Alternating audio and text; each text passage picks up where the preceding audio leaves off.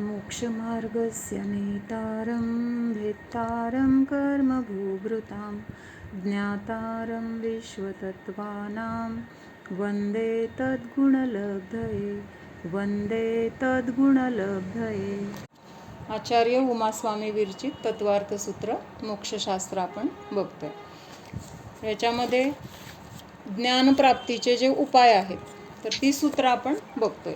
6व्या सूत्रामध्ये काय सांगितलंय की प्रमाण आणि नयाच्या द्वारे काय होतं तर ज्ञानाची प्राप्ती होते. अधिगम म्हणजे काय? अधिगम म्हणजे ज्ञान. अधिगमाची प्राप्ती होते म्हणजे ज्ञानाची प्राप्ती होते.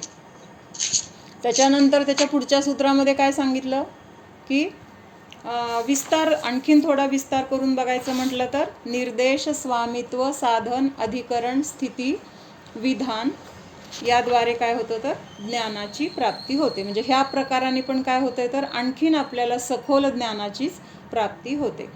मग ह्याच्यामध्ये आपण काल बघत होतो की एक उदाहरण घेतलं होतं. काय उदाहरण दिलं इथं की सम्यक दर्शन प्राप्तीचं किंवा सम्यक दर्शन आपल्याला प्राप्त करायचं. मग सम्यक दर्शन म्हणजे काय तर 7 तत्वांचं यथार्थ श्रद्धान. मग आता हे समजून घेण्यासाठी किंवा ह्याचं ज्ञान करण्यासाठी ह्या 6 पद्धतीने आपण कसं जाणू शकतो तर तिथं निर्देश कशाकडे केलेला आहे? सम्यक दर्शनाची प्राप्ती किंवा दुसरं काय आहे 7 तत्वांचं यथार्थ श्रद्धान.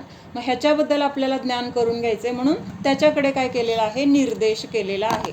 त्याच्यानंतर दुसरं सांगितलं स्वामित्व. तर ह्या सम्यक दर्शनाचं स्वामी कोण असणार आहे तर 4 गतीमधले संज्ञी, पंचेंद्रिय, भव्यजीव ह्याचे स्वामी असू शकतात. असू शकतात म्हणजे सम्यक दर्शनाला प्राप्त करू शकतात. कोण कोण करू शकतं तर 4 गतीतील जीव करू शकतात. पण अट काय सांगितली की ते भव्य असले पाहिजेत, पंचेंद्रिय असले पाहिजेत, संज्ञी असले पाहिजेत. आणि ह्या अटींनी जर पूर्ण असेल तर त्या जीवाने प्रयत्न केला तर तिथं सम्यक दर्शनाची प्राप्ती होते. म्हणजे तो त्याचा स्वामी होऊ शकतो. स्वामी का म्हटलेला आहे? ती गोष्ट, जी गोष्ट ज्याच्याकडे आहे त्याला त्या गोष्टीचा स्वामी म्हटलेला आहे. आता आपल्या घरातल्या गोष्टींचा मालक कोण आहे? आपण मालक आहे की नाही? आपल्याकडे ज्या ज्या वस्तू आहेत त्याचं मालक कोण आहे? आपण मालक आहे. तसं हे सम्यक दर्शन ज्याला प्राप्त होतं तर तो त्याचं काय झाला? मालक किंवा स्वामी झाला. त्याच्यानंतर पुढचा मुद्दा काय होता की साधन. साधन म्हणजे हे सम्यक दर्शन प्राप्त करण्यासाठी मार्ग कुठले आहेत किंवा कुठले उपाय आहेत तर ते उपाय 2 सांगितले होते. कुठले कुठले सांगितले होते? एक अंतरंग आणि दुसरा बहिरंग. अंतरंग म्हणजे काय? आपल्या शुद्ध आत्मस्वरूपाची काय आहे तिथं श्रद्धा आहे किंवा रुची आहे. दुसरा शब्द इथं काय वापरला होता? शुद्धात्मा के त्रिकाली न्यायक भाव का आश्रय. म्हणजे जो आपला शुद्ध आत्मा आहे, स्व म्हटलंय म्हणजे मला माझ्याच आत्म्याचा तिथं काय करायला लागेल? आश्रय घ्यायला पाहिजे. दुसऱ्याच्या जीवाचा आश्रय घेतला तर सम्यक दर्शनाची प्राप्ती होईल का? परत तिथं सम्यक दर्शनासाठी कधीही कारण होऊ शकत नाही. तर तिथं स्वशुद्धात्मा कसा आहे? तो पण त्रिकाली न्यायक भाव. न्यायक भाव काय सांगितलं होतं काल की फक्त जाणणे रूप, रागद्वेषाने रहित किंवा इष्ट अनिष्ट भावाने रहित असा जो जीवाचा परिणाम आहे तर तो परिणामच काय आहे? न्यायक भाव किंवा न्यायक स्वरूप आहे. आणि त्या स्वरूपाला जसं आहे तसं जाणणं म्हणजे स्वतःला न्यायक रूपाने जाणणं म्हणजे काय तर मी रागद्वेषाने रहित आहे, माझ्यामध्ये कशाय नाहीत किंवा माझ्यामध्ये कुठलेही दोष नाहीत, मी शुद्ध स्वरूपी आहे.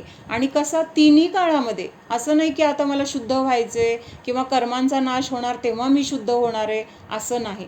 तिन्ही काळामध्ये माझं आत्मद्रव्य कसं आहे तर न्यायक आहे, शुद्ध आहे. मग हे जे कशाय वगैरे आहेत ते कुठं आहेत तर ते संयोगामध्ये आहेत किंवा आपल्या परिग्रहाच्या रूपाने बाहेरून आहेत. अंतरंगामध्ये हे प्रवेश करू शकत नाहीत. मग हे काय झालं तर अंतरंग कारण. अंतरंग कारण लक्षात आलं का सगळ्यांच्या? की स्वतःच्या शुद्ध स्वरूपाची तिथं प्राप्ती किंवा त्या स्वरूपाचा आश्रय घेणं जो कसा आहे? रागद्वेषाने रहित, वीतराग स्वरूपी आहे. हा मुळात आपल्याला तिथं विश्वास पाहिजे. काय विश्वास पाहिजे? की माझ्या शुद्ध स्वरूपामध्ये कुठलीही अशुद्धता नाही, कुठलेही विकार नाहीत, कुठलेही कशाय नाहीत.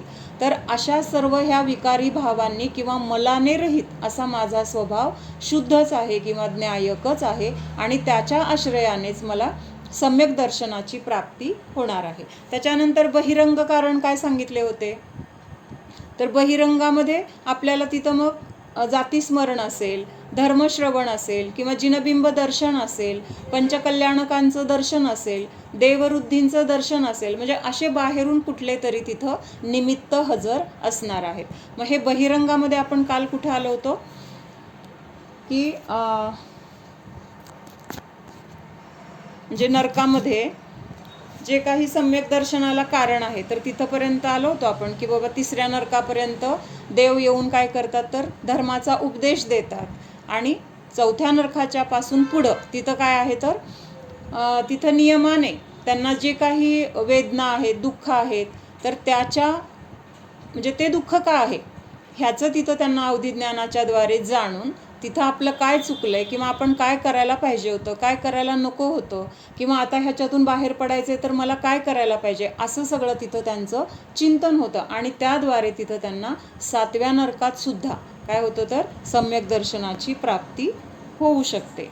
नरकामध्ये सगळ्यांनाच तिथं वेदना आहेत, सगळ्यांनाच तिथं कुअवधिज्ञान किंवा अवधिज्ञान आहे, त्याद्वारे त्यांना जातीस्मरण होऊ शकतं. मग नरकामधल्या सगळ्या जीवांना तिथं सम्यक दर्शनाची प्राप्ती का होत नाही, काय सांगितलं होतं ह्याचं काल?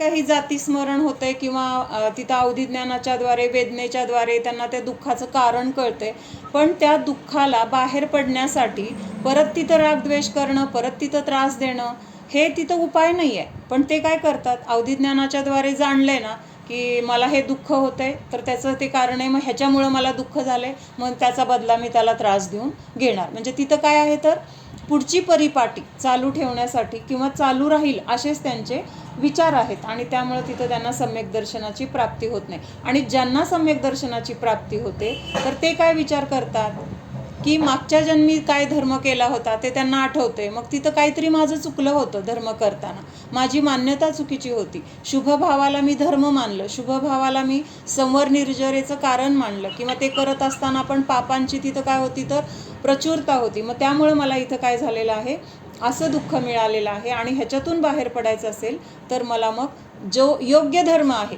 किंवा जसं तिथं आपल्याला उपदेशाच्या द्वारे सांगितलं होतं पण ते ग्रहण आपण चुकीचं केलं होतं, तर ते योग्य ग्रहण करून तिथं आपण सम्यक्त्वाची प्राप्ती करायला पाहिजे. मग ते उपदेश आठवतो मागच्या जन्मीचा किंवा योग्य काय ह्याचा विचार होतो आणि मग तिथं सम्यक्त्वाची प्राप्ती होते. यदि वेदना का अनुभव सम्यक्त्व की उत्पत्ति का कारण है तो सभी नारकियों को सम्यक्त्व हो जाना चाहिए, क्योंकि सभी नारकियों के वेदना का अनुभव है. त्याचं उत्तर दिलंय, वेदना सामान्य सम्यक्त्व की उत्पत्ति का कारण नहीं है. म्हणजे वेदना आहे म्हणजे सम्यक्त्व व्हायलाच पाहिजे असा नियम नाही. वेदनेच्या द्वारे सम्यक्त्वाची प्राप्ती होईल पण सगळ्यांनाच व्हायला पाहिजे असा पण नियम नाही. परंतु जिन जीवों के ऐसा उपयोग होता है कि मिथ्यात्व के कारण इस वेदना की उत्पत्ति हुई है, उन जीवों के वेदना सम्यक्त्व की उत्पत्ति का कारण होता है. मग ते तिथं जे जीव असा विचार करतायत की मला हे जे दुःख झाले त्याचं कारण काय आहे तर माझी विपरीत मान्यता, ह्या शरीरामध्ये मी एकत्व ममत्व केलं किंवा 5 इंद्रियांच्या भोगांची रुची केली, 5 प्रकारची पापं करताना तिथं विचार केला नाही मी कोण आहे ह्याचा विचार केला नाही, किंवा माझ्यासाठी योग्य अयोग्य काय आहे ह्याचा विचार केला नाही, आणि ह्या मिथ्यात्वामुळं काय झालेलं आहे, मला हे दुःख मिळालेलं आहे. मग ह्याच्यातून बाहेर पडायचं आहे तर आता जे काही मिथ्यात्व आहे त्या मिथ्यात्वाला नाश करण्यासाठी स्वतःच्या आत्मस्वरूपाला जाणणं हेच एकमेव काय आहे तर माझ्या सम्यक्त्वाचं कारण आहे, असं तिथं योग्य प्रकाराने त्यांचं चिंतन होतं आणि त्यामुळं तिथं त्यांना सम्यक्त्वाची प्राप्ती होते. आणि बाकीचे जीव काय करतात, असा विचार करत नाही आहेत की मिथ्यात्वामुळं मला दुःख आहे किंवा असं केलं मागच्या जन्मी माझं खरं काय चुकलंय, हा विचार ते करत नाही आहेत. ते विचार काय करतायत की असं झालं ह्याच्यामुळं मला दुःख होतंय, मागच्या जन्मी ह्यांनी मला असं केलं होतं म्हणून मला त्रास झालता, मग मी आता त्याचा बदला, म्हणजे तिथं वैरभाव, बदला, कषायांची तीव्रता ह्या गोष्टी पण आहेत की ज्यांना अजून मिथ्यात्वच आहे किंवा अजून सम्यक्त्व होण्याची वेळ आलेली नाही. मग त्यांच्याकडून असं तिथं काय होतं तर चुकीचं विचार होतात आणि तिथं सम्यक दर्शनाची प्राप्ती होत नाही. आणि त्यात तिथं पण काय असतात तर नारकी पण काय करतात, एकमेकांमध्ये तिथं भांडणं लावतात किंवा तिथं असुर कुमार जातीचे देव तिथंपर्यंत येतात 3ऱ्या नरक्यापर्यंत, आणि ते काय करतात तर तिथं त्यांना मजा बघायला आवडत असतं. कुणाला, असुर कुमार म्हणजे असुरी आनंद हा जो शब्द पडलाय, आपण म्हणतो की नाही काय असुरी आनंद आहे त्याच्यामध्ये, कसला तो असुरी आनंद भोगतोय. म्हणजेच ह्याचा अर्थ काय आहे तर तिथं दुसऱ्यांना त्रास देण्यामध्ये त्यांना आनंद मिळतो. असुरी म्हणजे काय, वाईट गोष्टीतून आनंद मिळणं किंवा दुसऱ्यांना त्रास होतोय, दुःख होतंय आणि त्याला बघून आनंद मानणं, तर ह्याला काय म्हटलेलं आहे, असुरी आनंद. मग ते जे देव आहेत तर त्यांना असुर देव म्हटले ते ह्याच कारणासाठी की कारण तिथं काय करतात, ते तिसऱ्या नरकापर्यंत जातात आणि जरी त्यांना ते मागचं आठवत नाही आहेत, आत्ता दुसरं कशात तरी गुंतलेले आहेत, तरी त्यांना जाऊन तिथं ते आठवण करून देतात की मागच्या जन्मी तुझं ह्या जीवाशी वैर होतं, मागच्या जन्मी ह्या जीवाने तुला असा असा त्रास दिला होता, तुला असं असं फसवलं होतं, तुझी निंदा केली होती, जे जे काही मागच्या जन्मी घडलेलं असेल तर त्या गोष्टीची तिथं आठवण करून दिली जाते आणि तिथं त्यांच्यात परत भांडणं लावली जातात. म्हणजे तिथं योग्य काय आहे हे सांगायच्या ऐवजी तिथं चुकीचंच तिथं भांडणं लावण्यामध्ये ते कारण ठरतात. त्याच्यानंतर अजून उदाहरण एक असं येतं की जरी सम्यक म्हणजे वेदना आहे किंवा तिथं त्याला अवधिज्ञान आहे, तर त्याच्याद्वारे त्याला मिथ्यात्वामुळं असे काही भाव असतात की तिथं सम्यक्त्व होण्याची त्याची परिणतीच नसते. म्हणजे आता समजा आईचा जीव आणि मुलाचा जीव दोघंही तिथं योगायोगाने नरकामध्ये जन्मलेले आहेत आणि तिथं काय करते आई, आणि त्यांचं काहीतरी वैरच आहे ना, आता नरकामध्ये तर ही माझी आई हा माझा मुलगा असं तिथं प्रेम वगैरे नाही आहे. जरी मागच्या जन्मी आई मुलगा असले तरी इथं काय आहे, आता शत्रुत्व आहे आणि एकमेकांना त्रास देण्याचंच काम चालू आहे. मग तिथं तो मुलगा काय विचार करतो की मागच्या जन्मी ही माझी आई होती आणि ही काय काय करत होती, तर डोळ्यात काजळ घालत होती, मला काहीतरी बळणी काहीतरी खाऊ घालत होती. म्हणजे आता त्या जन्मामध्ये त्या आईचा हेतू काय होता, काजळ घालणं म्हणा किंवा त्याला बळजबरीने काय औषध खाऊ घालणं किंवा त्याला काहीतरी तो खात नसताना पण त्याला पोट भरून खावं म्हणून तिथं त्याला काहीतरी बळजबरी करणं. ह्या सगळ्या गोष्टी आई का करत असते, त्यावेळेस तर तिचा हेतू वाईट नाही आहे की बाबा माझ्या मुलाला काहीतरी पौष्टिक मिळावं किंवा त्याचे डोळे चांगले राहावे असं त्या भावनेने तिने घातलेलं असतं. पण आता इथं तो मुलगा काय विचार करतोय, म्हणजे त्या मुलाचा जीव काय विचार करतोय की हिने माझ्या डोळ्यामध्ये काजळ घातलं, का घातलं होतं तर माझ्या डोळ्यामध्ये हिला बोट खुपसून मला त्रास द्यायचा होता.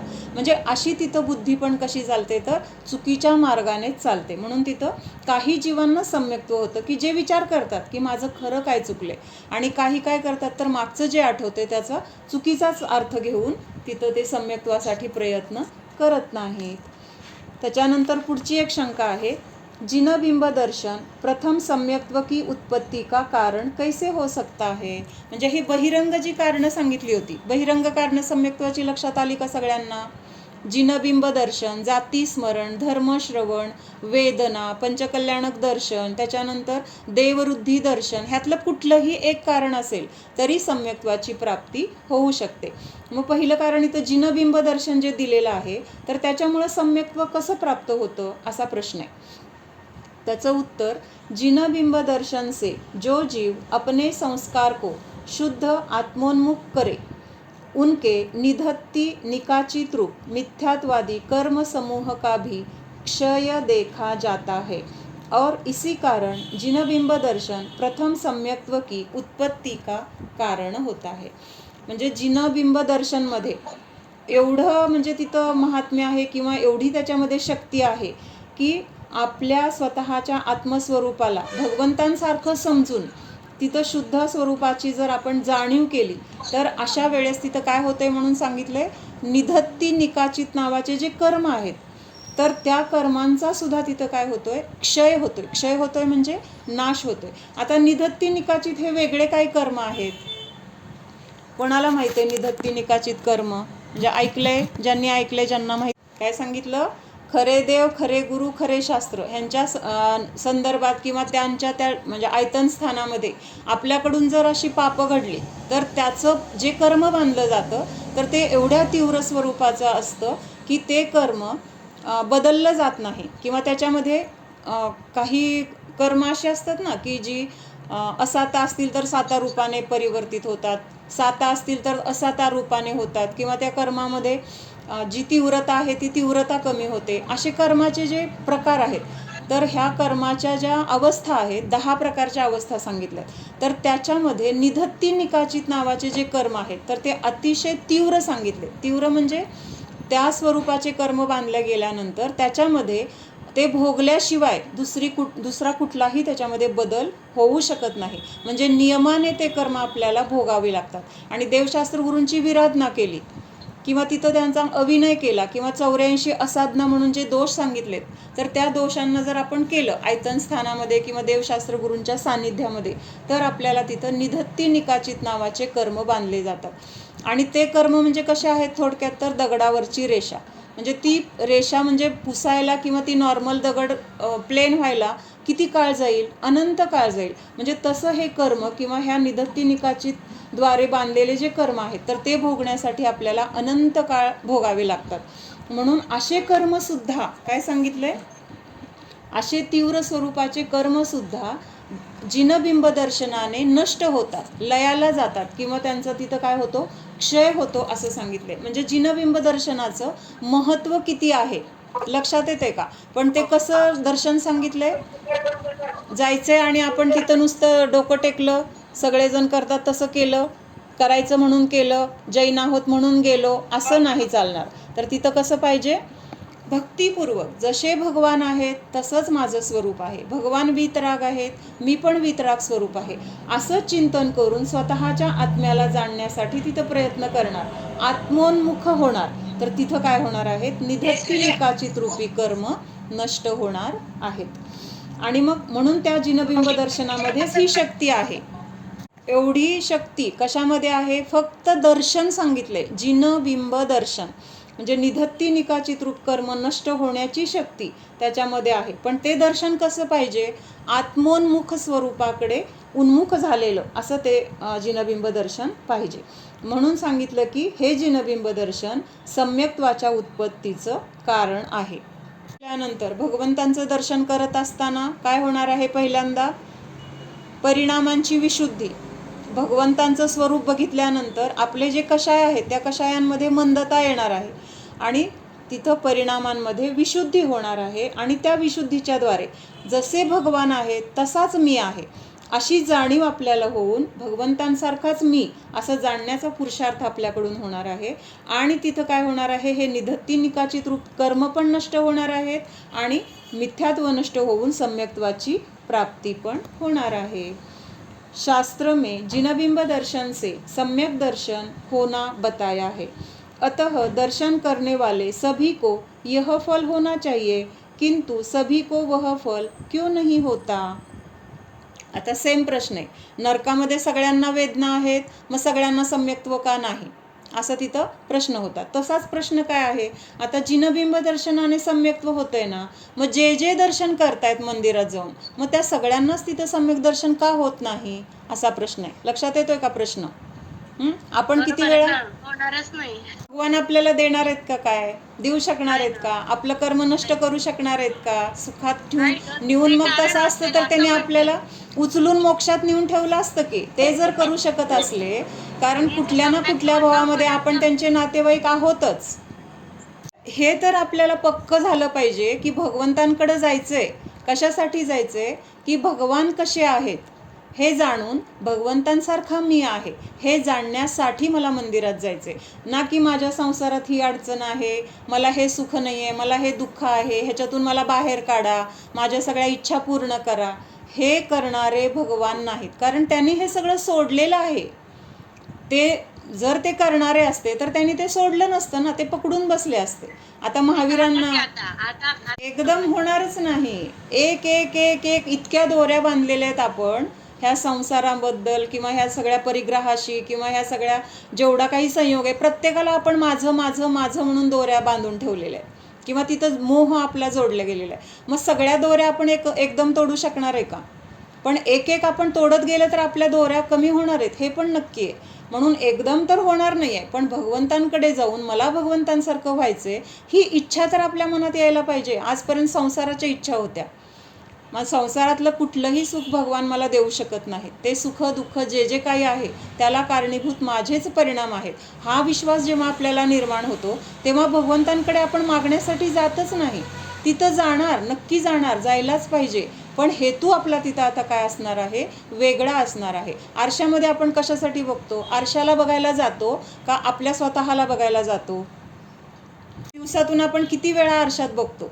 मग तिथं बघण्याचा हेतू आपला हाच असतो की मी कसा आहे किंवा माझं रूप काय आहे किंवा माझा अवतार कसा आहे हे बघण्यासाठी आपण तिथं आरशापुढं जातो. तसं मंदिरात जातो म्हणजे भगवान आपल्यासाठी आरशाप्रमाणे आहेत. भगवंतांकडे बघितल्यानंतर मला माझं रूप त्याच्यामध्ये दिसलं पाहिजे.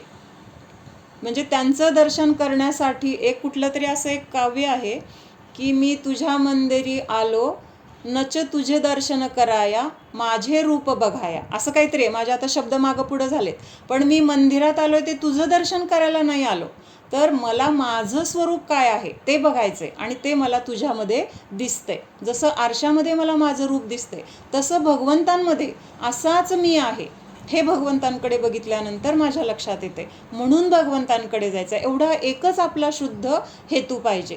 बाकीचे आजपर्यंत जे जे आपण मागण्या किंवा इच्छापूर्तीसाठी भगवंतांकडे गेलो किंवा तिथं त्या इच्छा मागितल्या, ते माझं चुकलं म्हणून तिथं प्रतिक्रमण करायचं आहे. आता अज्ञानामध्ये केलेलं आहे, हे सगळ्यांनी केलेलं आहे, सगळ्यांकडनं झालेलं आहे किंवा अजूनसुद्धा होत असेल तर ती चूक आहे हे आपल्याला स्वीकारायचं आहे. आणि भगवान देणारे नाही तर भगवानांनी तर हे सगळं सोडलंय म्हणजे त्याग केलंय, मग ते कुठून देणार? देऊ शकतात का? नाही देऊ शकत. म्हणजे एक द्रव्य दुसऱ्या द्रव्याचं काहीच करू शकत नाहीत. मग तसं भगवान तरी माझं काय करू शकणार आहेत? माझं दुःख ते नष्ट करू शकणार नाहीत. ते काय करतायत? ह्या दुःखातून बाहेर पडण्याचा मार्ग ते आपल्याला दाखवत आहेत. ते मार्ग दाखवण्याचं काम मात्र ते नक्की करतात, कारण त्यांनी ते मार्ग म्हणजे त्यांनी त्या मार्गावर चाललेले आहेत. त्या मार्गाचं अवलंबन घेऊन त्या सगळ्या दुःखाचा त्यांनी स्वतःचा नाश केलेला आहे. आणि आता आपल्याला ते काय करतायत, तुम्ही पण ह्या मार्गावर चाला म्हणजे तुम्हाला पण तुमचं दुःख नष्ट करता येईल. कुणाला दुःख नष्ट करायचं आहे? आपल्याला. ते फक्त मार्गदर्शक आहेत, आपल्याला तिथं त्या मार्गावर चालायचं. हेच आपण मंगलाचरणमध्ये बघतो की नाही रोज. म्हणजे त्यांनी असं मंगलाचरणमध्ये असं केलंय का भगवंतांनी आपल्याला मोक्षाचं म्हणजे मार्ग दाखवलाय, पण ते मोक्षाला आपल्याला नेऊन पोचवणार आहेत, आपल्याला सम्यक दर्शनाची प्राप्ती करून देणार आहेत, आपल्या कर्मांचा नाश करणारे आहेत, असं नाही आहे. त्यांनी त्यांच्या कर्मांचा नाश केलेला आहे. त्यांनी काय केलेलं आहे, त्या सगळा नाश करून आपल्याला तो मार्ग दाखवलेला आहे. म्हणजे ते फक्त काय आहेत, मोक्ष मार्गाचे नेता किंवा मार्गदर्शक आहेत. म्हणून आपण त्यांच्याकडे जायचे. हेतू काय आहे? आणि हा मार्ग आपल्याला दुसरं कोणी नाही दाखवणार. ह्या संसारातून मुक्त होण्याचा किंवा मोक्षाला जायचा जो मार्ग आहे ते आपल्याला हे खरे देव, खरे गुरु, खरे शास्त्र सोडून दुसरं कोणीही दाखवू शकणार नाही. कारण दुसऱ्या कोणाला हा मार्ग मिळालेलाच नाही, ते त्या मार्गावर चाललेलेच नाहीत, तर ते आपल्याला कसा ते मार्ग दाखवू शकतील? म्हणून काल एक इथं वाक्य आपण ऐकलं होतं, धर्मश्रवण सम्यक ज्ञानियों से ही प्राप्त होना चाहिए. म्हणजे जे ज्ञानी आहेत त्यांच्याकडून जर आपल्याला उपदेश मिळाला तरच सम्यक दर्शनाची प्राप्ती होणार आहे. म्हणजे नुसतं जर आपण पोपटपंची म्हणून कुणी आपल्याला सांगतंय म्हणून आपण ऐकलं तर आपल्याला त्याच्यातून योग्य काय समजणारच नाही. त्याच्यातलं म्हणजे मतितार्थ म्हणा किंवा त्यातला गाभा काय आहे हे लक्षात येणार नाही. म्हणून काय सांगितलेलं आहे की योग्य तिथं जे आपले मार्गदर्शक आहेत ते आपल्याला मिळणं गरजेचं आहे. मग असे हे जिनबिंब दर्शन काय आहे, आपल्याला योग्य मार्गदर्शन करणार आहे. म्हणून तिथं आपल्याला सम्यक्त्वाची प्राप्ती होते. पण मग सगळ्यांना होत नाही. का होत नाही? तर तिथं मग हा दुसरा हेतू ठेवून जातात की भगवान माझ्या दुःखाचा नाश करतील, भगवान मला सगळं सुख मिळवून देतील, सगळं माझ्या इच्छा भगवान पूर्ण करतील, माझा रोग नष्ट करतील, मला भरपूर धन मिळवून देतील, मुलगा नाही तर मला मुलगा देतील. असं म्हणजे किती एक नाही अनेक इच्छा आहेत. आणि त्या इच्छा पूर्ण करण्यासाठी भगवंतांकडे गेल्यानंतर तिथं सम्यक दर्शन प्राप्त होण्याचा विषय कुठं येतो? म्हणून सगळे जरी तिथं दर्शन करायला जाते तरी सगळ्यांना सम्यक्त्व का होत नाही, त्याचं कारण हे आहे. भगवंतांकडे सगळे गेलेले दिसत आहेत पण खूप जण रिकामे आलेले दिसत आहेत. का रिकामे आले? तर त्यांना तिथं मागताच आलं नाही आहे की मला तुमच्यासारखं व्हायचंय. हे एक म्हटलं असतं तर तिथं सम्यक दर्शनाची प्राप्ती झाली असती. पण ते एक सोडून बाकीच्या अनेक इच्छांची तिथं काय केली, आपण मागणी केलेली आहे. आणि त्यामुळं सगळेजण जरी दर्शनाला गेले तरी सगळ्यांना सम्यक्त्व होत नाही. त्याचं कारण हे आहे, प्रत्येकाचा तिथं हेतू वेगळा आहे. जिसने सर्वज्ञ की सत्ता का निर्णय किया है उसके जिन प्रतिमा के दर्शन से सम्यक दर्शन रूप फल होता है, दूसरे को नहीं. आता दुसऱ्या पद्धतीने सांगितले की काय म्हटले ते की सर्वज्ञ भगवान आहेत, त्यांचं अस्तित्व आहे. भले आत्ता आपल्याला ह्या पंचम काळामध्ये सर्वज्ञ दिसत नाहीत पण चतुर्थ काळामध्ये त्यांचं अस्तित्व होतं किंवा पुन्हा सुद्धा चतुर्थ काळ येईल तेव्हा त्यांचं अस्तित्व असणार आहे, किंवा विधेय क्षेत्रामध्ये आत्ता अरिहंत तीर्थंकर आहेत, केवली आहेत, हे आपल्याला तिथं स्वीकार असणं गरजेचं आहे. पण असं जर आपल्या मनामध्ये शंका असेल, काय माहिती कुठं विधेय क्षेत्र आहे, काय माहिती तिथं सिमंदर भगवान किंवा 20 तीर्थंकर आहेत किंवा त्यांच्या समोसरणामध्ये अनेक केवली आहेत असं शास्त्रात दिलंय, पण कुणी बघितलंय, कोण त्याच्यावर विश्वास ठेवणार, मला काय माहीत नाही आहे, म्हणजे असं जर आपल्या मनामध्ये शंका असेल तर तिथं सम्यक दर्शन होणार नाही.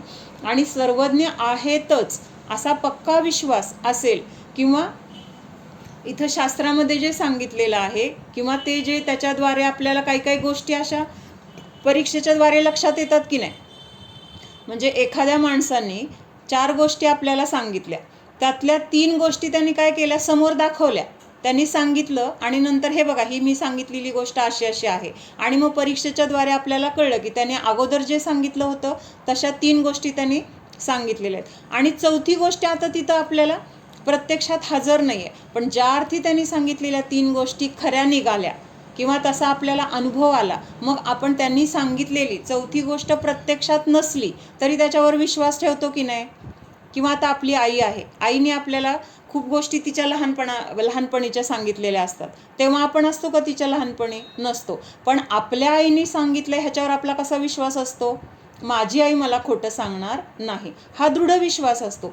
तसं बाकीच्या काही गोष्टींचा आपण इथं परीक्षा करू शकतोय. मग जरी आत्ता आपल्याला सर्वज्ञांचं परीक्षा करता येत नाही किंवा प्रत्यक्ष आपण त्यांना अनुभव करू शकत नाही, पण बाकीच्या गोष्टी जसं आपल्याला तिथं प्रत्यक्षपणे जाणून लक्षात आलं की बरोबर आहे, हे असं आहे, म्हणजे त्याच्यावरून आपण सर्वज्ञ पण आहेत हे आपल्याला सहज तिथं विश्वासाने लक्षात येतं किंवा विश्वास आपला तिथं बसतो. पण असं जर शंका असेल कोणाला की काय माहिती सर्वज्ञ आहेत, काही जण म्हणतात, अन्यमतवादी अन्य धर्मीय जे लोक आहेत ते काय म्हणतात की काय माहिती नाही, सर्वज्ञ आहे, सर्वज्ञ असं कोणी नसतं, अशी मान्यता काही अन्यमतवादींची आहे. काय सांगितलंय त्यांनी की कोणी सर्वज्ञ नावाचं कोणी नाहीच असं सांगितलंय. मग त्यांनी आचार्यांनी त्यांना कशी बाधा दिली म्हणजे त्यांचं कसं चुकीचं आहे हे आपल्या आचार्यांनी कसं पटवून दिलं असेल. त्यांनी काय सांगितलं, सर्वज्ञ कोणी नाहीच. मग आता आचार्यांनी त्यांना प्रश्न विचारला की सर्वज्ञ नाही असं तुम्ही म्हणता, मग तुम्ही आत्ता सर्वज्ञ नाही असं म्हणता की पूर्वी पण नव्हते आणि पुढं पण नसणार आहेत, म्हणजे तिन्ही काळामध्ये सर्वज्ञ नाहीत असं म्हणता. मग त्यांनी सांगितलं समजा की तिन्ही काळामध्ये नाही आहेत, मग ते आचार्य म्हणतात की जर भूतकाळामध्ये पण सर्वज्ञ नाहीत हे तुम्हाला कळतंय किंवा भविष्यामध्ये होणार नाही हे तुम्हाला कळतंय, तर तुम्ही सर्वज्ञ झाला. मग म्हणजे सर्वज्ञ नाही आहेत ते, पण त्यांना सर्वज्ञ मानत नाहीत ना, हे खोडून काढण्यासाठी असं सांगितलंय. जर तुम्हाला कळतंय की काही नाही, असं काही नाही आहे, पूर्वी पण नव्हतं आणि पुढं पण असणार नाही आहे, आता वर्तमानात तर नाहीच आहे, पण पूर्वी पण असं कोणी नव्हतं, हे जाणू शकतात. कशाच्या द्वारे जाणू शकतात, लक्षात येते का पॉईंट सगळ्यांच्या. पूर्वी नव्हतं असं म्हणत असताना त्यांनी पूर्वी काय नव्हतं हे जाणल्याशिवाय त्यांना कळणार आहे का. ज्या अर्थी ते म्हणतायत की पूर्वी असं सर्वज्ञ वगैरे नव्हते, म्हणजेच पूर्वी काय होतं हे त्यांनी जाणलंय. पूर्वी काय होतं हे त्यांनी जाणले म्हणजेच त्यांना सर्वज्ञ म्हणावं लागेल. मग म्हणजेच त्यांनी काय सांगितलं, सर्वज्ञ नाहीत, आणि ते स्वतःच पूर्वीचं काही नव्हतं किंवा पुढं नसणार आहेत हे सांगतायत, म्हणजे त्यांनी ते जाणूनच सांगितलं असा अर्थ होईल ना त्याचा. पूर्वी नव्हते हे कशाच्या द्वारे सांगितलं त्यांनी, पूर्वीचं मी जाणलंय आणि तेव्हा तिथं सर्वज्ञ नव्हते असंच ते म्हणतायत ना. त्यांच्या म्हणण्याचा अर्थ अन्यमतवादींच्या, म्हणजेच तुम्ही स्वतःच्याच वचनाला काय केली, बाधा दिली. म्हणजे स्वतःच सांगताय की पूर्वी असे सर्वज्ञ नव्हते आणि तुम्ही हे जाणताय, म्हणजे तुम्ही जाणलं हे सर्वज्ञतेची सिद्धी करताय ना. आपण एखाद्या गोष्टीला जाणतोय म्हणजेच आपण तिथं ते जाणणारे झालो की नाही.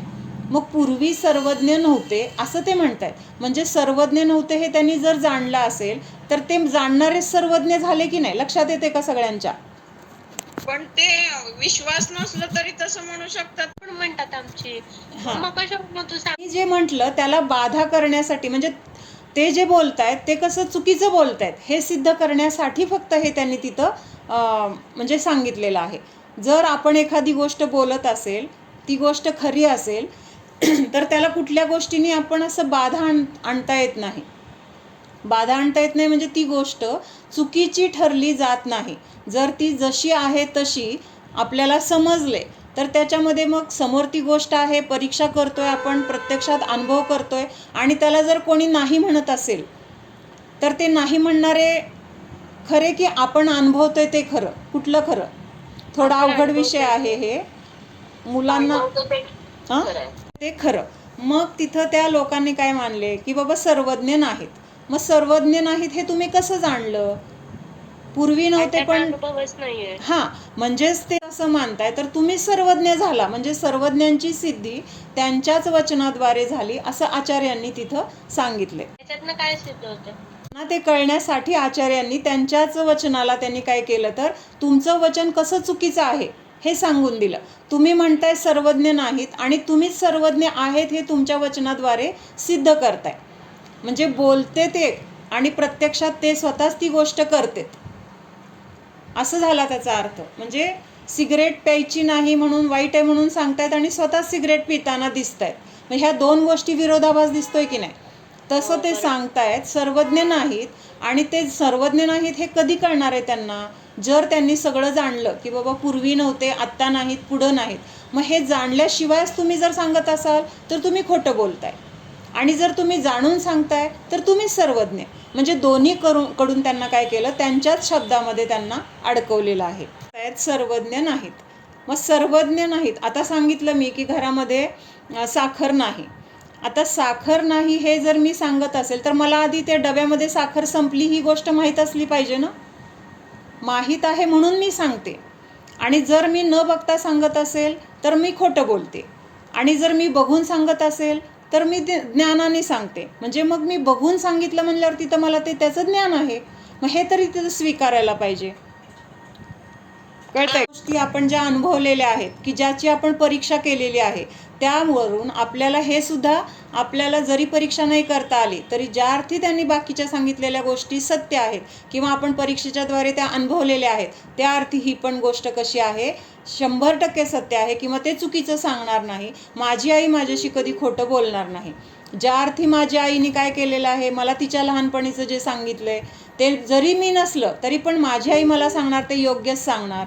त्यामुळं आपण आईवर सहज विश्वास ठेवतो. किंवा आई आहे आणि आपण असं नाही म्हणू शकत की काय माहिती तिचे आजोबा होते, काय माहिती त्या आजोबांचे पण आजोबा होते. ज्या अर्थी आई आहे त्या अर्थी तिचे वडील, तिचे वडील, तिचे वडील, ही परंपरा तिथं असणारच आहे. हे आपल्याला अनुमानाच्या द्वारे लक्षात येते. बरोबर आहे? अनुमानच करतो ना. आई आहे त्या अर्थी आईचे पणजोबा होते, त्यांचे वडील होते, त्यांचे वडील होते, ही सगळी वंश परंपरा होती. ज्या अर्थी आई आहे त्या अर्थी ही सगळे मागचे पण असणार, अशी आपल्याला शंका आहे का खात्री आहे?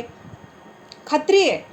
कारण ते असल्याशिवाय इथंपर्यंत आपल्यापर्यंत पोहोचली नसते, नाहीतर किंवा आपण झालो नसतो. म्हणजे तसं इथं सर्वज्ञ जरी आत्ता प्रत्यक्षात हजर नाहीत तरी सुद्धा बाकीचं जे काही आपल्याला म्हणजे शास्त्राच्या द्वारे जे ज्ञान झालंय किंवा ज्याची आपण परीक्षा करतोय त्याच्यावरून हे पण सर्वज्ञांची सिद्धी पण होते. आणि ते जर आपण स्वीकारलं, म्हणजे आपला विश्वास असेल, स्वीकारलं म्हणजे आता हां मी मानतो असं नाही, तर भगवंतांनी जे सांगितलं तर ते आपण कसं आहे किंवा ते 7 तत्वांचं स्वरूप काय आहे हे आपण परीक्षेच्या द्वारे किंवा आपल्याला ते स्वरूप समजून घेतल्यानंतर लक्षात येते की नाही, हां हे बरोबरच आहे, हे योग्यच आहे. का आपण ते भगवंतांनी सांगितलंय म्हणून विश्वास ठेवतोय.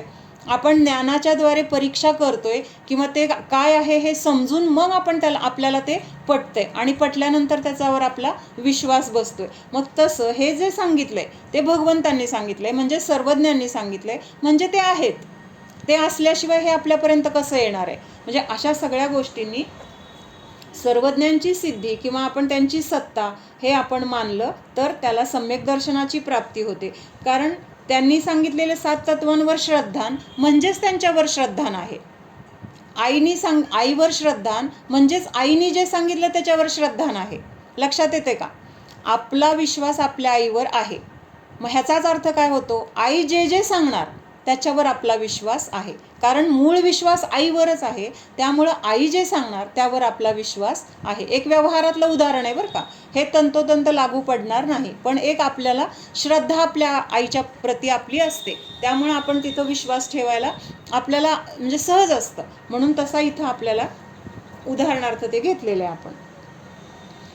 उन सभी को नियम से अपने आत्मकल्याण रूप कार्य की सिद्धी नहीं होती. मग ज्यांना हे सर्वज्ञांची सत्ताच मान्य नाही किंवा सर्वज्ञांच्या ह्याच्यावर शंका आहे तर त्यांना सम्यक दर्शनाची प्राप्ती होत नाही. जो जीव अपने सत्य पुरुषार्थ से निश्चय सम्यक दर्शन प्रकट करता है उसी को जिनबिंब दर्शन निमित्त कहा है. काय म्हटलेलं आहे? जो स्वतःच्या पुरुषार्थाने आपल्या स्वतःच्या आत्मस्वरूपाला जाणतो, आत्मस्वरूपाचा अनुभव करतो, तिथं काय होतंय तर सम्यक दर्शनाची प्राप्ती होते. आणि ते सम्यक दर्शन प्राप्त होण्यासाठी जिनबिंब दर्शन हे निमित्त आहे असं म्हटलं जातं. मग भगवंतांनी आपल्यामध्ये सम्यक दर्शन उत्पन्न केलं का? त्यांनी काय प्रयत्न केले? त्यांनी येऊन काय मदत केली आपल्याला? काहीच नाही आहे. त्यांना बघून आपण आपलं तसं परिणमन केलं आणि म्हणून तिथं काय झालंय? फक्त जिनबिंब दर्शनाला निमित्त म्हटलेलं आहे. जिन्होंने सर्वज्ञ का तो निश्चय किया नहीं किंतु मात्र कुल पद्धति से संप्रदाय के आश्रय से या मिथ्या धर्म बुद्धि से दर्शन पूजनादि रूप प्रवृत्ति करते हैं. म्हणजे ज्यांनी सर्वज्ञ भगवंतांना मानलं नाही तर ते दर्शनाला येताना दिसत आहेत, पण त्यांचा हेतू काय आहे? कुलपद्धतीचे. कुलपद्धतीचे म्हणजे काय सांगितलंय? की आम्ही आता जैन धर्मामध्ये जन्मलोय म्हणून मंदिरात जायला पाहिजे, तो आमचा धर्म आहे. तिथं धर्म काय सांगतो ह्याच्याशी देणं घेणं नाही आहे, पण आम्ही तिथं त्या धर्मात जन्मलोय ना, मग दर्शन करणं किंवा मंदिरात जाणं ही आमची पद्धत आहे, आम्हाला जाणं गरजेचं आहे म्हणून जातो. त्याच्यानंतर नाही गेलो तर समाज काय म्हणेल असा एक भाव असतो. त्याच्यानंतर मंदिरात गेल्यानंतर माझं काहीतरी काम होईल म्हणून जातो, म्हणजे कुठली तरी अपेक्षा ठेवून जातो. मग ह्या मार्गाने जर गेलो किंवा अशी आपली प्रवृत्ती असेल तर तिथं सम्यक दर्शन होणार नाही. कितने जो मतपक्ष के हटग्राहीपने से अन्य देव को नहीं मानते मात्र जिन देवादि के सेवक बने हुए हैं उनके भी नियम से अपने आत्मकल्याण रूप कार्य की सिद्धी नहीं होती. किंवा काही जण अगदी कट्टर आहेत, नाही आम्ही अजिबात जैन सोडून दुसऱ्या कुठल्याही धर्माला कुठल्याही देवाला आम्ही मानत नाही, असे कट्टर आहेत. पण असे कट्टर असून सुद्धा आपल्या जैन तत्वामध्ये काय सांगितलेलं आहे त्याचं ज्ञान करून घेत नाहीत. एक आंधळ्यापणाने जैन धर्मामध्ये आहोत म्हणून जैन धर्मी असं म्हटलं जातं किंवा असं मानतात, तर ते खरे स्वतःचं कल्याण करत नाही, तर ते हट्टीपणाने जैन धर्माला मानतायत. म्हणजे तिथं त्यांना जैन धर्मामधलं जे तत्व आहे, अहिंसा किंवा 7 तत्व, आत्मस्वरूप, स्वपर भेदविज्ञान, ह्या गोष्टींशी त्यांना देणं घेणं नाही आहे. मात्र जिन देवादी के सेवक बने हुए है. म्हणून मग ते सांगानेर वगैरे आपण बघतो ना की तिथं ते खाली 7 मजल्यांच्या खाली तिथं मूर्त्या आहेत किंवा मंदिरात तिथं दुसरा कोणाला प्रवेश नाही, कोणी गेलं तर त्यांना तिथं त्रास होतो वगैरे, ह्या ज्या गोष्टी आपण ऐकतोय, तर हे सगळं काय आहे तर ते त्या मंदिराचे कोणीतरी मालक असतील किंवा त्या मंदिराची त्यांनी अगदी कट्टर सेवक होऊन तिथं सेवा केलेली आहे, प्रामाणिकपणे आमचं मंदिर म्हणून पूर्ण काळजी घेतलेली असेल, दुसऱ्या देवांना भजलं नसेल, पण फक्त हे आमचं मंदिर मी केलेलं आहे किंवा हे सांभाळणं माझं कर्तव्य आहे, अशा भावनेने त्यांनी त्या मंदिराचं काय केलेलं आहे, स्थापना, पूजन, भक्ती, भावना जे जे काही केलं. आणि त्यामुळं काय झालेलं आहे, तिथं ते भवनत्रिकामध्ये त्यांचा जन्म झालेला आहे. आणि आता तिथं अवधिज्ञानाच्या द्वारे जाणतायत पूर्वजन्मी आम्ही हे मंदिर बांधलं, आमचं ते कर्तव्य आहे ह्या मंदिराची रक्षा करणं, म्हणून अजून पण ह्या भावामध्ये काय करतायत, त्या मंदिराचं रक्षण करण्यासाठी ते स्वतःचा भाव देत आहेत. म्हणून तिथं काय म्हटलेलं आहे, जिनदेवादी के सेवक तो बने हुए है, पण तिथं स्वतःचं आत्मकल्याण करण्याची त्यांना भावना नाही. यदि सर्वज्ञ की सत्ता का निश्चय हमसे नहीं हुआ तो क्या हुआ, ये देव तो सच्चे देव है, उनकी पूजनादि करना व्यर्थ थोडे ही होता है, असा त्यांचा प्रश्न आहे. म्हणजे आत्ता जे सांगितले ना, भगवंतांचे सेवक आहेत, कट्टर सेवक आहेत, पण तिथं काय करतायत, स्वतःचं आत्मकल्याण करण्यामध्ये त्यांचा बिलकुल रस नाही आहे. मग अशांसाठी एक प्रश्न काय दिलाय त्यांनी, ठीक आहे ते मानत तर नाहीत की काय धर्म आहे किंवा सर्वज्ञ, पण तिथं त्या भगवंतांची पूजा वगैरे तर करतायत ना, मग तिथं ते काय व्यर्थ आहे का, चुकीचं आहे का, असा प्रश्न आहे. त्याचं उत्तर, यदि किंचित मंद कषाय रूप परिणति होगी तो पुण्यबंद होगा, परंतु जिन मत में देव दर्शन से सम्यक दर्शन रूप फल होना बतलाया है. सो तो नियम से सर्वज्ञ की सत्ता के जानने से ही होगा, दूसरी तरह से नहीं। इसलिए जिन्हें सच्चा जैनी होना है उन्हें तो सद्देव, सद्गुरु और सत्शास्त्र के आश्रय से सर्वज्ञ की सत्ता का तत्व निर्णय करना योग्य है. काय सांगितलंय? म्हणजे आता नुसते आपले कषाय मंद असतील तर तिथं आपल्याला पुण्य बांधलं जाईल किंवा स्वर्गामध्ये जन्म मिळेल. तिथं आपल्याला हे स्वर्ग मिळणं वगैरे हे फार अवघड नाही आहे, कारण स्वर्गामध्ये जाण्यासाठी तिथं काही सम्यक्त्वच पाहिजे असा नियम नाही आहे. तर अन्य मिथ्यादृष्टी जीव पण तिथं स्वर्गाला जाताना दिसत आहेत. फक्त तिथं काय आहे तर त्यांच्या कषायांची मंदता आहे. कषायांची मंदता म्हणजे तीव्र कषाय नाही आहे, त्यामुळे तिथं तीव्र पापं त्यांच्याकडून होत नाहीत किंवा तीव्रतेने कुणाला दुःख दिलं जात नाही आणि शांत परिणाम असल्यामुळं तिथं त्यांना स्वर्गामध्ये तर जन्म मिळेल किंवा पुण्याचा बंध होईल. पण जिथं दर्शनाच्या द्वारे काय होतंय, सम्यक्त्वाची प्राप्ती होऊ शकते. म्हणजे उत्कृष्ट फळ काय आहे जिनबिंब दर्शनाचं किंवा मंदिरमध्ये जाऊन आपण दर्शन वगैरे जे करतो त्याचं उत्कृष्ट फळ म्हणजे काय आहे तर सम्यक्त्व. आणि अन्य म्हणजे अन्य जे काही सम्यक्त्व सोडून बाकीचं जे काही पुण्यबंध वगैरे आहेत तर ते त्याचं काय झालं, निकृष्ट फळ झालं. म्हणजे आपल्याला जर दोन प्रकारची तिथं काही वस्तू मिळत आहेत, एक हलकी आहे आणि एक भारी आहे, तर आपण काय घेण्यासाठी प्रयत्न करणार? दोन वस्तू आहेत, एक पितळेची आहे आणि एक सोन्याची आहे, आणि आपल्याला सांगितलं की दोन्हीपैकी तुम्ही कुठली तरी एक निवडा. मग आपण तिथं काय निवडणार? सोन्याची घेणार का पितळेची घेणार? हां, नियमाने आपण सोन्याचीच घेणार. तसं मंदिरात गेल्यानंतर आपल्याला म्हणजे जर दोन फळापैकी उत्कृष्ट फळ म्हणून सम्यक्त्वाची प्राप्ती होत असेल तर ते सोडून आपण जर हे बाकीचं संसारातलं सुख मिळावं किंवा मला स्वर्गात जायला मिळावं किंवा मला भरपूर सगळं मनासारखं व्हावं ह्या गोष्टींची इच्छा करत असेल तर आपण पितळेच्या गोष्टींना घेतोय. म्हणजे सोन्याची वस्तू डावलून आपण पितळेची वस्तू घेतली तर व्यवहारामध्ये आपल्याला सगळे काय म्हणतील, काय वेड आहे म्हणतील की नाही, वेड आहे म्हणून.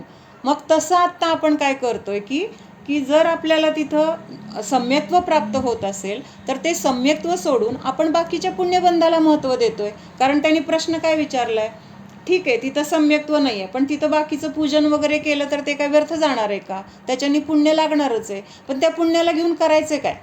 परत ह्या संसारामध्ये फिरायचं आहे, परत ह्या संसारामधलं कर्मबंध, दुःख हे सगळं आपल्याला परत भोगत राहावं लागणार आहे. म्हणून काय सांगितलं की जिथं सम्यक दर्शन मिळू शकतंय तिथं ह्या गोष्टीची आपल्याला गरज काय? सम्यक दर्शन मिळाल्यानंतर पण ह्या गोष्टी आपल्याबरोबर येणारच आहेत. सगळं उत्कृष्ट आपल्याला पद मिळणार आहेत, उत्कृष्ट वैभव, उत्कृष्ट शरीर, सगळे भोग, सगळी अनुकूलता हे सगळं पण मिळणार आहे. पण सम्यक्त्व हे पण मिळणार आहे. सम्यक्त्व म्हणजे हिरा आहे आणि हिराला सांभाळण्यासाठी तिथं त्या सोन्याची डबी मिळाली. त्या हिऱ्याला आपण जेव्हा घेतलं तर त्याच्याबरोबर आपल्याला त्या हिऱ्याला ठेवण्यासाठी एक डबी पण मिळाली. पण आपल्यासाठी महत्त्वाचं काय आहे? हिरा महत्त्वाचा आहे. तसं इथं सम्यक्त्वाबरोबर आपल्याला ती डबी, सोन्याबरोबर डबी जशी मिळते तसं ह्या सम्यक्त्वाबरोबर ह्या संसारातलं जे जे काही उत्कृष्ट आहे ते पण आपल्याला मिळणार आहे. पण आपण काय करतोय, हिऱ्याला सोडून त्या डबी सोन्याची आहे ना मग आम्हाला डबीच द्या, हिरा नको असं म्हणतोय आपण. लक्षात येते का मला काय म्हणायचं आहे? आपल्याला काय घ्यायचे हे आपल्याला तिथं कळलं पाहिजे. उत्कृष्ट काय आहे आणि निकृष्ट काय आहे ह्याचा तिथं आपल्याला विचार पाहिजे आणि त्याच्याद्वारे आपण मला उत्कृष्टच घ्यायचे. उत्कृष्ट म्हणजे काय आहे? सम्यक दर्शन उत्कृष्ट आहे. आणि मग ते सम्यक दर्शन घेतल्यानंतर ते मिळाल्यानंतर हे सगळं बाकीचं काय आहे आपोआप येणार आहे. तिथं ते मागायची गरजच नाही आहे. पण आपण सम्यक दर्शन सोडून बाकीच्या ह्या संसारातल्या गोष्टी मागत राहिलोय आणि त्यामुळे तिथं काय आहे, त्या गोष्टींना काही अर्थ नाही. हां, म्हणून काय सांगितलंय की जिने सच्चा जैनी होना है उन्हें तो सद्देव, सद्गुरु, सत्शास्त्र. म्हणजे काय सांगितलंय?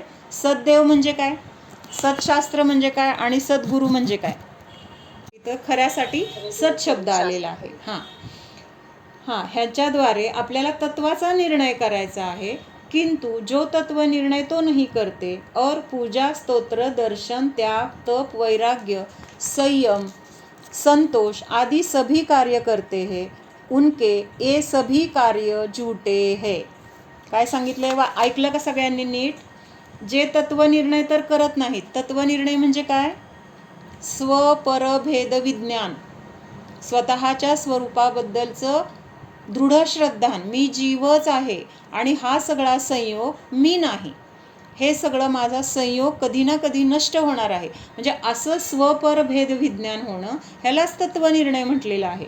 मग असा तत्वनिर्णय न करता पूजा, स्तोत्र, दर्शन, त्याग, तप, वैराग्य, संयम, संतोष आदि सभी कार्य करते हैं, उनके ये सभी कार्य झूठे हैं. म्हणजे आपण काय करतोय? आपण आपली परीक्षा इथं करायची आहे. लक्षात येते का? परीक्षा करायची आहे म्हणजे न्याय काय आहे?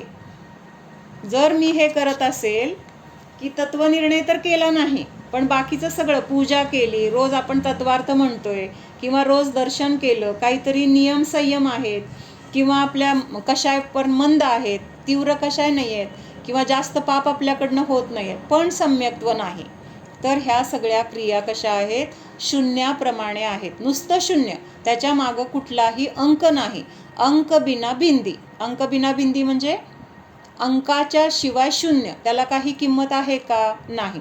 तसं सम्यक दर्शन नसताना ह्या सगळ्या क्रिया कशा आहेत? तर शून्याप्रमाणे व्यर्थ आहेत. सभी कार्य झूठे है. मग आपल्याला ह्याच्यातून लक्षात काय घ्यायचंय? काय ह्याच्यातून सार काय आहे?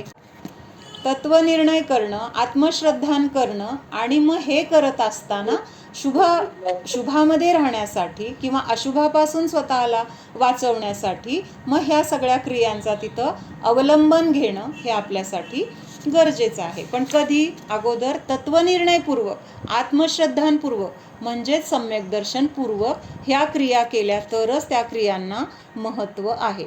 इसलिए सत आगम का सेवन, युक्ति का अवलंबन, परंपरा, सद्गुरुओं का उपदेश और स्वानुभव के द्वारा तत्व निर्णय करना योग्य है. अतिशय महत्त्वाचे पॉईंट्स आहेत हे, लक्षात घ्या. परत सांगते, सत आगम का सेवन.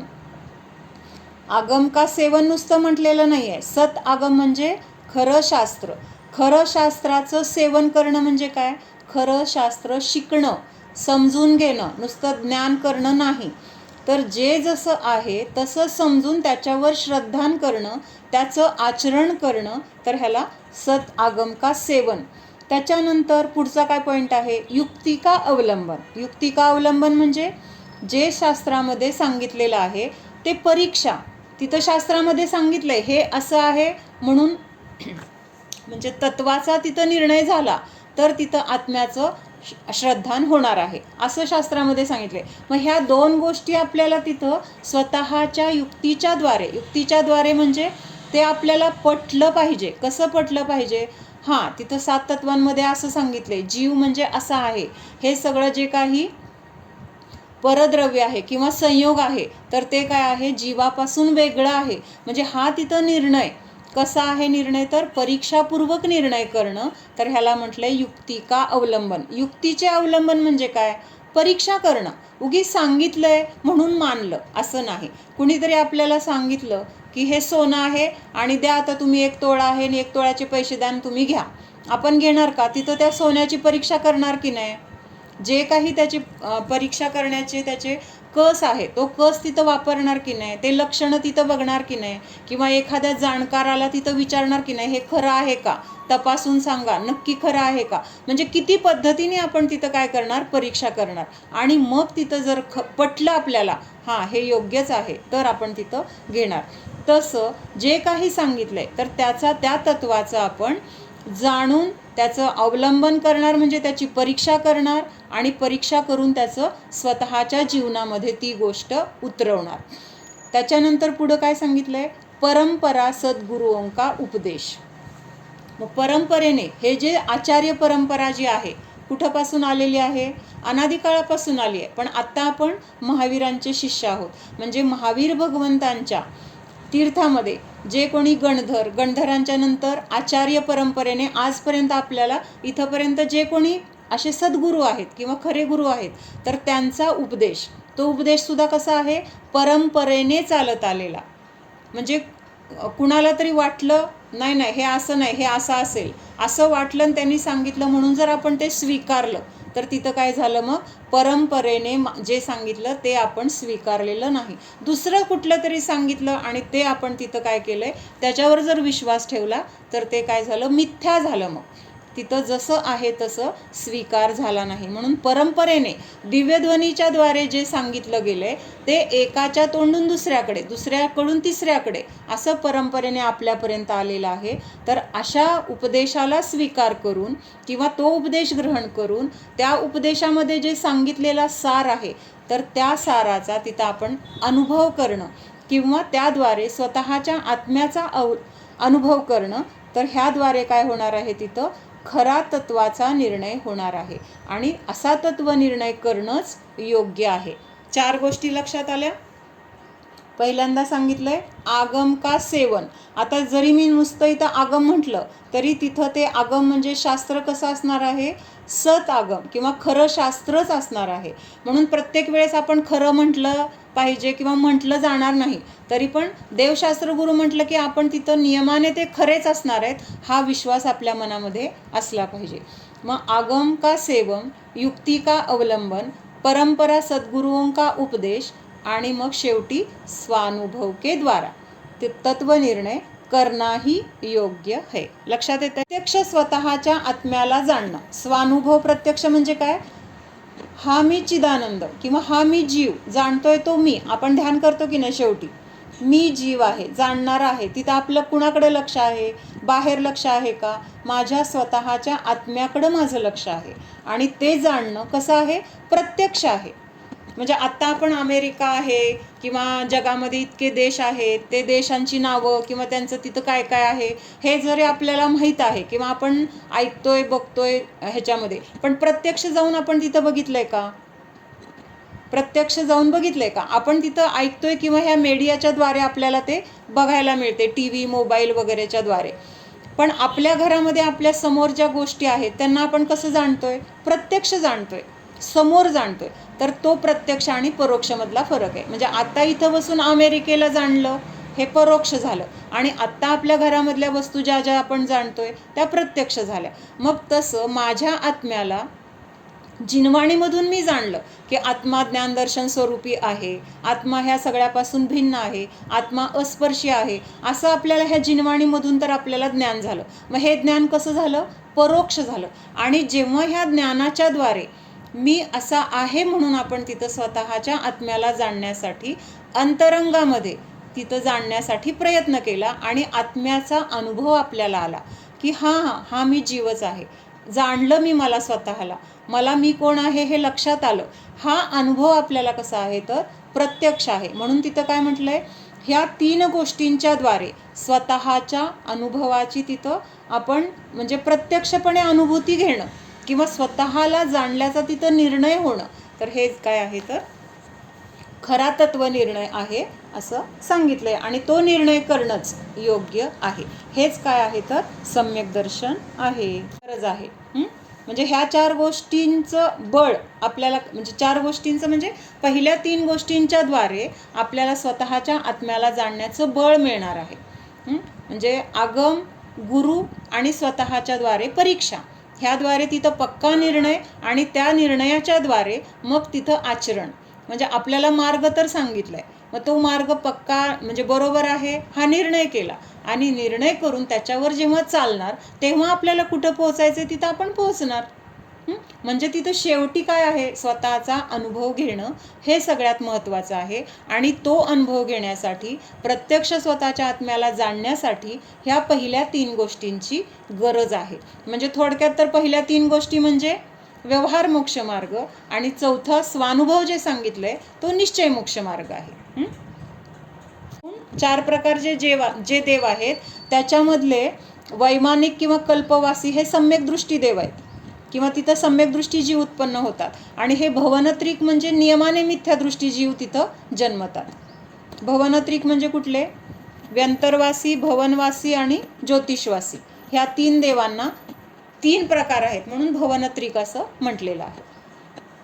आणि ह्या 3 मध्ये जर जन्म होणार असणारा जो जीव आहे तो नियमाने मिथ्यादृष्टी असतो. नियमाने म्हणजे ह्या 3 ह्याच्यामध्ये सम्यक दृष्टी जीव जन्म घेतच नाही किंवा त्याचा जन्म तिथं होऊच शकत नाही.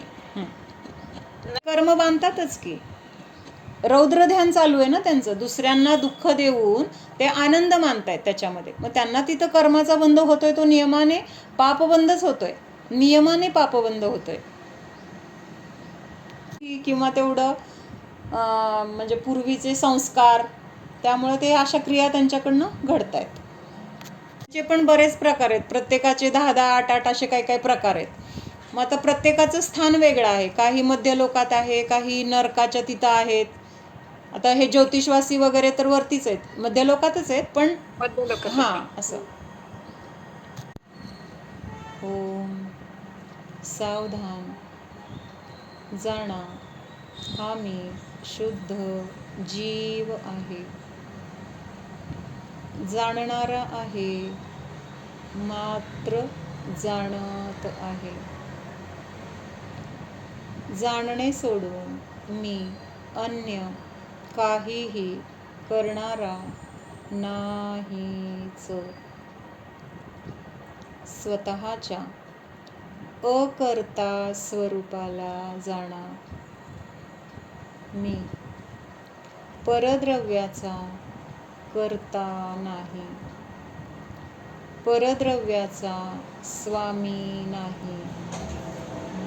मी परद्रव्याला मात्र जाणणाराच आहे. परद्रव्याविषयी इष्ट अनिष्ट भाव करणे, राग द्वेष करणे हा माझा स्वभाव नाही. जाणणाऱ्याला जाणा. जाणण्याची क्रिया चालू आहे. मी ऐकणारा नाही, शब्दांना जाणणारा आहे.